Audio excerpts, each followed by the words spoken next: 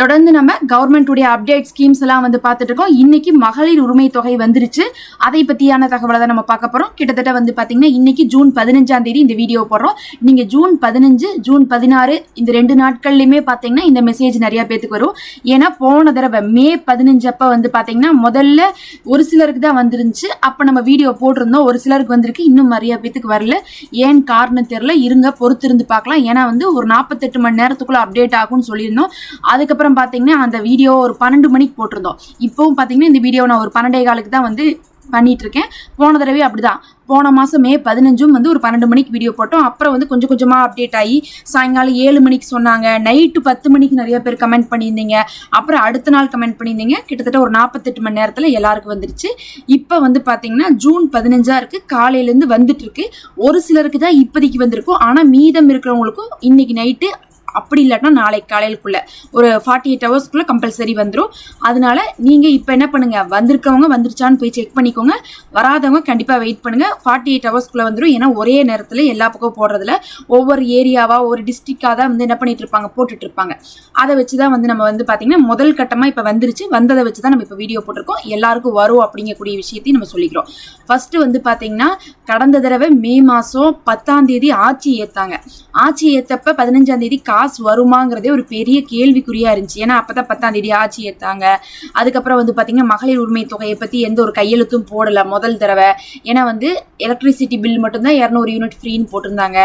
10ஆவதுக்கு வந்து பாத்தீங்கன்னா வெள்ளை அறிக்கை விடுறோம், ஏற்கனவே தமிழகமே கடன்ல இருக்குன்னு சொல்லியிருந்தாங்க. அதனால அந்த 15ஆம் தேதி போன மாசம் ரொம்ப வந்து வருமா வராதான்னு சொல்லிட்டு நிறைய வந்து பாத்தீங்கன்னா சந்தேகம் இருந்துச்சு. அப்ப டிஎம்கே வந்து என்ன பண்ணாங்கன்னா, நாங்க கொடுத்த 1000 ரூபாவது நீங்க கொடுங்க, நீங்க 2500 ரூபாய் சொன்னதை கொடுக்குற வரையும் அப்படின்றாங்க. சரின்னு சொல்லிட்டு இவங்க என்ன பண்ணாங்கன்னா டிவிகே கவர்மெண்ட் அப்புறம் 1000 ரூபாவை போட்டாங்க.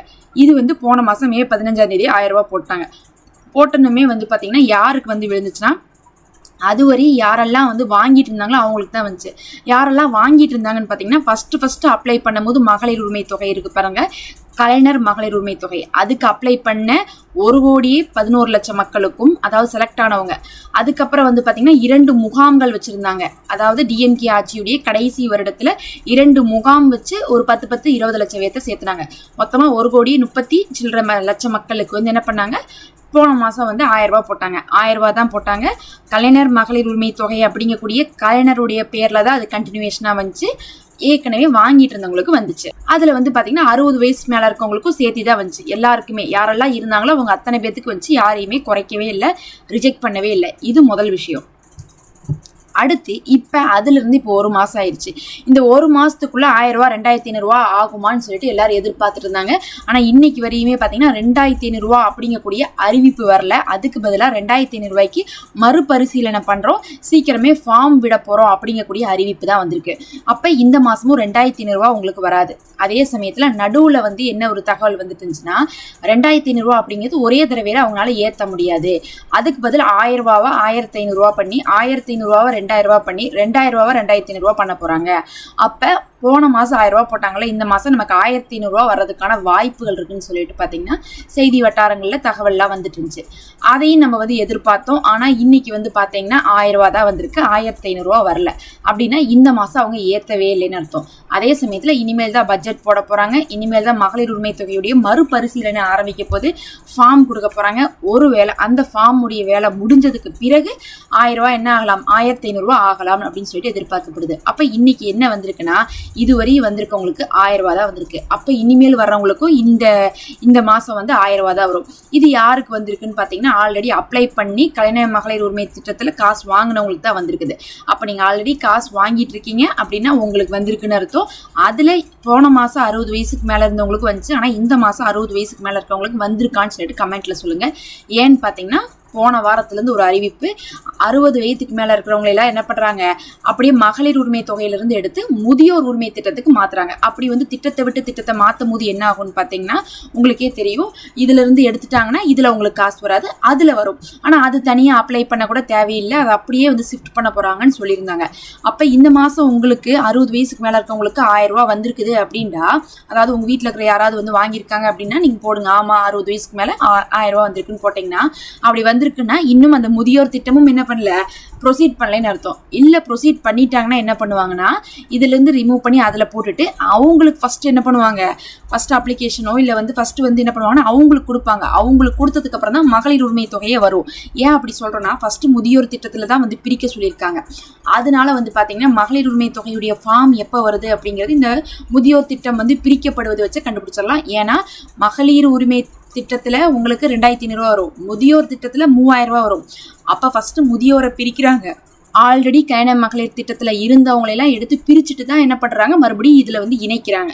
அப்போ அந்த வேலை வந்து நடக்குதா இல்லையாங்கிறது நமக்கு வந்து இப்போவே ஆரம்பிச்சிருச்சா அப்படிங்கிறது இந்த மாதம் 60 வயசுக்கு மேலே இருக்கவங்களுக்குலாம் காசு வந்திருக்கா இல்லையாங்கிறத வச்சு நம்ம வந்து என்ன பண்ணலாம் கண்டுபிடிச்சிக்கலாம்.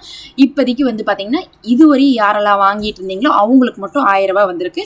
1000 ரூபா வந்ததுக்கான மெசேஜ் வந்திருக்குது. நீங்கள் வந்து போய் செக் பண்ணி பார்த்துக்கலாம். உங்களுக்கு மெசேஜ் இப்போயே வராட்டினா நான் சொன்ன மாதிரி 48 மணி நேரம், எப்பயுமே கடைசிக்கு ஒரு 24 மணி நேரம் இன்னைக்கு ஆரம்பிச்சிருக்கா. எனக்கு போன மாதம் வந்து நாங்கள் வந்து நிறைய பேர்த்திட்ட கேட்டபோது நைட்டு வந்துச்சுன்னாங்க, 10:30 மணிக்கு வந்துச்சுன்னாங்க. அதாவது இன்னைக்கு வந்து ஜூன் 15 நான் இந்த வீடியோ போடுறேன். நிறைய பேர் வந்து மே 15 நைட்டு வந்து மெசேஜ் வந்துச்சுன்னு சொன்னாங்க. 16ஆம் தேதி மிச்சம் மீதி இருக்கவங்களுக்குலாம் வந்துருச்சு. அதனால் 15, 16 2 நாளுக்குள்ளே வந்துடும். எனக்கு வந்து வாங்கிட்டே இருந்தேன் ஆனால் இந்த மாதம் வரல அப்படிங்கிறவங்க இருந்தீங்கன்னா மட்டும் என்ன பண்ணுங்கள், 2 நாள் கழிச்சு, அதாவது 15ஆம் தேதி 16ஆம் தேதி விட்டுட்டு 17ஆம் தேதி கமெண்ட்டில் சொல்லுங்கள். ஏன்னா இந்த தடவை ரிஜெக்ட் லிஸ்ட்டும் வந்து என்ன பண்ணுறாங்கன்னா ப்ரொசீட் பண்ண போகிறோம்னு சொல்லியிருந்தாங்க. ரிஜெக்ட் லிஸ்ட்னா என்னன்னு சொல்லிட்டு உங்களுக்கு நான் கடைசியாக டீட்டெயிலாக சொல்கிறேன். அதுக்கு முன்னாடி வந்து பார்த்தீங்கன்னா யாருக்கு இன்னும் வரலைன்னு பார்த்தீங்கன்னா இதுவரை அப்ளை பண்ணி செலக்ட் ஆகாதவங்களுக்கும் இன்னும் அப்ளையே பண்ணாதவங்களுக்கும் வரல. அவங்கெல்லாம் கேட்பீங்க எங்களுக்கு எப்போ தான் வரும், போன மாதமும் கொடுக்கல இந்த மாதமும் கொடுக்கலையே அப்படின்னு சொல்லிட்டு கேட்பீங்க. உங்களுக்கு வந்து வேலை வந்து எடுத்துகிட்டு இருக்காங்க. இப்போ இவங்க என்ன பண்ணுறாங்கன்னா ஃபஸ்ட்டு வந்து ஆல்ரெடி மகளிர் உரிமை திட்டத்தில் இருக்கிறவங்கள பிரிச்சுட்டு, அதாவது வந்து 60 வயசுக்கு மேலே இருக்கவங்களெல்லாம் பிரிச்சுட்டு அதுக்கப்புறம் என்ன பண்ணுவாங்கன்னா மறுபடியும் ஃபார்ம் கொடுப்பாங்க. அந்த ஃபார்முக்கான டைம் தான் வந்து பார்த்தீங்கன்னா இப்போல்லாம் பொதுவாக இன்றைக்கெல்லாம் செய்தியில் வந்திருக்கு அதுக்கான வேலை பாடுகளில் இறங்கியிருக்காங்க அப்படின்னு சொல்லியிருக்காங்க. ஆனால் குறிப்பிட்டு இன்னைக்கு தான் ஃபார்ம் வரப்போகுது, இன்னிலிருந்து உங்களுக்குலாம் வரப்போகுது, இப்போ நீங்கள் அப்ளை பண்ணலாம் அப்படின்னு சொல்லலை. இந்த மாதம் எதிர்பார்க்கப்படுது. இப்போ இந்த மாதம் காசு போட்டாங்களா, அப்போ இந்த மாதம் இல்லைன்னு அர்த்தம் உங்களுக்கு. இனிமேல் அதுக்கப்புறம் தான் வந்து பார்த்தீங்கன்னா ஃபார்ம் விடுறதுக்கான வாய்ப்பு இருக்குது. எல்லாரும் என்ன சொல்கிறாங்கன்னா ஜூன் 22 அப்படிங்கிறது வந்து இந்த ஃபார்முக்கான டைமாக இருக்கலாம்னு சொல்லலாம். இதை பற்றியான அறிவிப்பு வரும், 2500 ரூபா பற்றி அறிவிப்பு வரும், புது ஃபார்ம் பற்றி அறிவிப்பு வரும்னு சொல்கிறாங்க. விஜய் அவர்களுடைய பர்த்டே எல்லாம் வருது, இதையெல்லாம் முன்னிட்டு சொல்கிறாங்க. அது இல்லாமல் வந்து டிவிக்கு கவர்மெண்ட்டுடைய ஆட்சி வந்து ஒரு 100வது நாள்லாம் வந்து இதை அமல்படுத்திடுவாங்க அப்படின்னு சொல்கிறாங்க. இந்த மாதிரி ஏதாவது ஸ்பெஷல் அக்கேஷனல் வரும்போது தான் மறுபடியும் மகளிர் உரிமை திட்டத்தை வந்து ஆரம்பிச்சிடுவாங்க ஃபார்முக்குன்னு சொல்கிறாங்க. அது எப்போ அப்படிங்கிறது நமக்கு வந்து இன்ஃபர்மேஷன் வந்த உடனே நம்ம என்ன பண்ணுவோம், உங்களுக்கு ஃபார்ம் போட்டு எப்படி வந்து அப்ளை பண்ணும் என்ன பண்ணும் எல்லாமே நம்ம தெரிவிப்போம். அதனால நீங்கள் எங்களை வாட்ச் பண்ணிட்டு வாங்க. இப்போதைக்கு புதுசாக யாருக்குமே வந்து அப்ளை பண்ணாதவங்களுக்கோ அப்ளை பண்ணி ரிஜெக்ட் பண்ணவங்களுக்கோ வரல அப்படிங்கிறத நான் சொல்லிக்கிறேன். அதே சமயத்தில் மறுபரிசீலனை பண்ணியிருப்பீங்க பாருங்க, அதாவது சிலர்லாம் வந்து கொடுத்துருப்பீங்க அது ரிஜெக்ட் ஆயிருக்கும், இல்லை எங்களை மறுபரிசீலனை பண்ணுங்கன்னு சொல்லிட்டு நீங்கள் ரெக்வஸ்ட் பண்ணியிருந்தா அவங்களில் சிலருக்கு இன்னைக்கு வந்திருக்கு. அது வந்து பார்த்தீங்கன்னா ஃபார்ம் கொடுத்து ரிஜெக்ட் ஆகி மறுபடியும் நீங்கள் வந்து எங்களுக்கு செக் பண்ணுங்கன்னு சொன்னவங்களுக்கு மட்டும்தான். அது வந்து பார்த்தீங்கன்னா ரொம்ப குறைந்த எண்ணிக்கை தான். அவங்க வந்து முகாம்களில் கடைசி 2வது முகாம் வச்சாங்க பாருங்க எலெக்ஷன் சமயத்தில், அந்த முகாமில் ரிஜெக்ட் ஆனவங்களா மட்டும்தான் இருப்பாங்க. அப்படி இருக்கிறவங்களுக்கும் ஒரு சிலருக்கு வந்து வந்திருக்குது.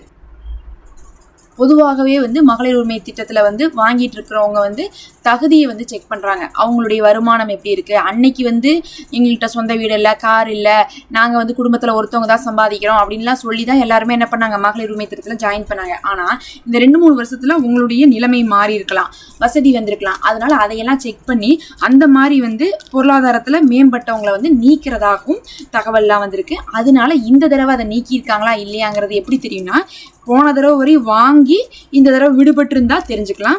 அதனால அந்த மாதிரி யாராவது போன தடவை வரை வந்துருந்துச்சு ஆனால் இந்த தடவை தான் எனக்கு வரல அப்படின்ட்டு இருந்தா அதையும் நீங்கள் கமெண்ட்ல சொல்லுங்க. ஆனால் இன்னைக்கு சொல்லாதீங்க, 17ஆம் தேதி சொல்லுங்க. அப்பதான் உங்களுக்கு 2 நாள்ல வந்துருச்சா இல்லையான்னு தெரியும்.